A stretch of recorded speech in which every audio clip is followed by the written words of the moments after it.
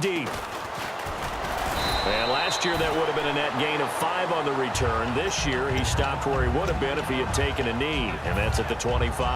Back out onto the field now comes the New Orleans offense. They'd like to avoid overtime here, so maybe they can work the sidelines, but then defensively, how do they adjust to that if they do work the sideline?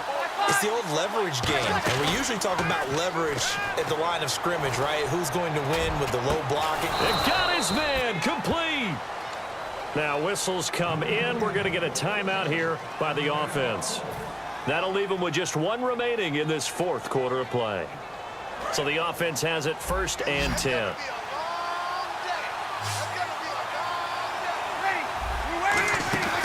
Breeze to throw.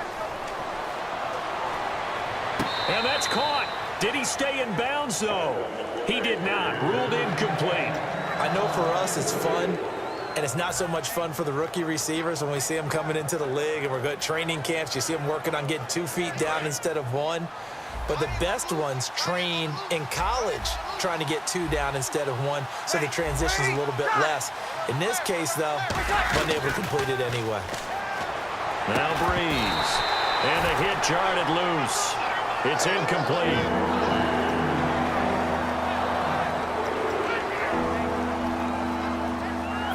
So a 2nd down incompletion now brings up 3rd down. Looks like the defense in press coverage here. They'll run it now out of the gun. And he showed off the athletic juke. Good little gain there. Not a whole lot of real estate, but a nice carry. And here in overtime, if the team that receives the ball scores a touchdown, it's over. If they don't, we can still have some more football. That's exactly right. If they go down and kick a field goal, the other team gets a possession to either match it or score a touchdown to win the ball game. If both teams kick field goals, the next team to score wins.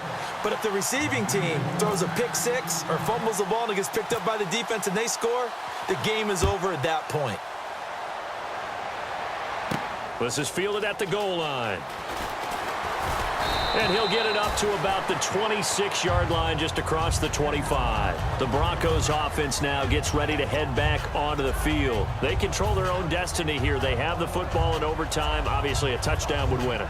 And I think teams around the league are still adjusting to the idea of going downfield, scoring a touchdown wins the game, because they were used to just going downfield and trying to get in field goal range to win a game.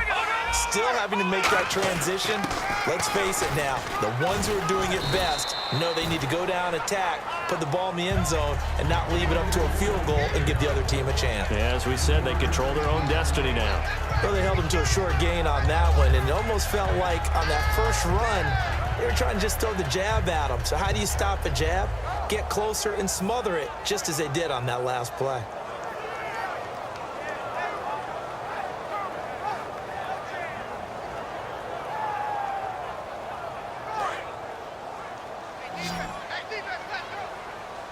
Thomas, the lone receiver, left. First throw in overtime now for Lynch.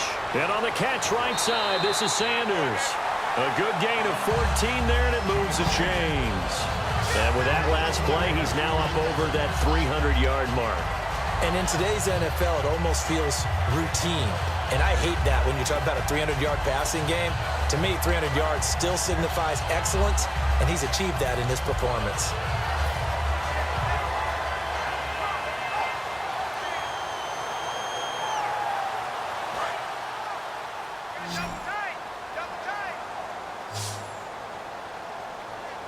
In the backfield is Anderson.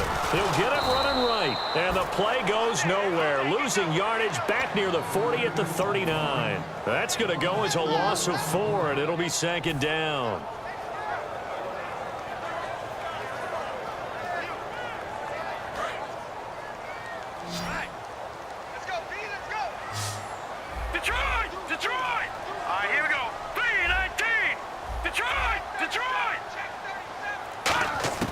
On 2nd down, Lynch. And his pass incomplete. And you really can't pin that one on the quarterback, Charles. The O-line, they've got to protect that. And they know it. That's their meal ticket. They want to take care of the big guy behind them. In this case, they let him down. They'll come out in the pistol.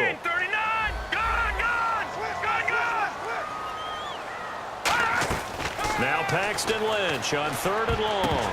And that is incomplete. Demaryius Thomas, the intended receiver. And 4th down coming up. I think that's a big-time play there because the slant route is really hard to cover because the timing is so quick. But able to see it, diagnose it, and get to the football, that's why he was able to bat it away. He'll send this one into the mile-high air, and it's a good one. Oh, he takes it in, doesn't let it bounce. He takes it at the 2. A tremendous return there, 39 yards. And the Saints will take over with a 1st down and 10. Back out onto the field now comes the New Orleans offense. Their defense did its job, got the stop. All they need is 3, and this is over. Couldn't have done much else other than score themselves and end it. But they turned it back over to him, and now all they need is a field goal to win the game. An excellent job by the defense. Nowhere to escape, and he goes down. It looks like a loss of right around 11 there on 1st down to set him back on 2nd.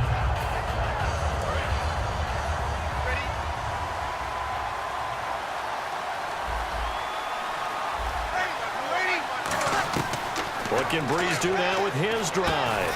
Caught by Snead over the middle. 19 yards there on the pickup. And just like that, it's 3rd down. All the yards, completions, just another play that's a feather in the cap of the great career of Drew Brees. And wasn't he supposed to be too small to be an effective quarterback in the NFL? Yeah, how'd that work out? Yeah, well, his footwork, I think, really sets him apart.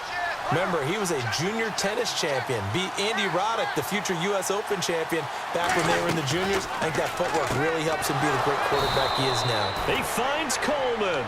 It goes as a gain of 6, and it's a 1st down. He went full scale, loose, flexible, finding a way to catch the ball in some traffic for a key 1st down. Yeah, really a nice job of adjusting to the ball in the air. Not the most accurate of throws, but able to adjust and make the grab.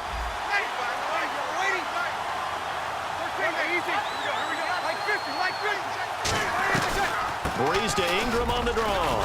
And he's going to be stopped at about the 37. It's a 7-yard carry to set them up with a 2nd and 3. And after that type of a run, there's some talking going on down on the field, but it's not trash talking. The guy who just carried the ball, he's going back and telling his offensive line, great job, keep it up, and we'll break that one soon. And after the play on the ground, that brings up 2nd down here.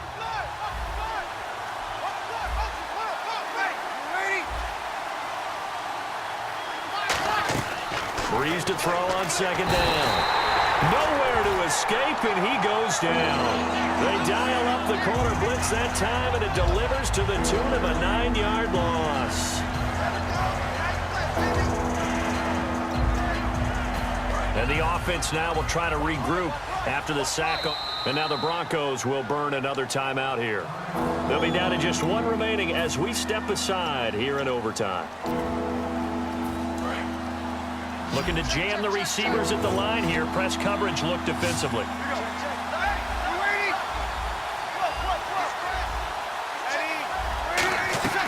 Now Breeze on 3rd down. Oh, so close but incomplete.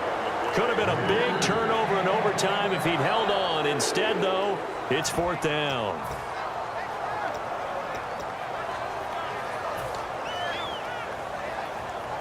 Okay, so interesting here. A field goal would win this thing, but the kicking team on the sideline, and they're going for it on 4th down.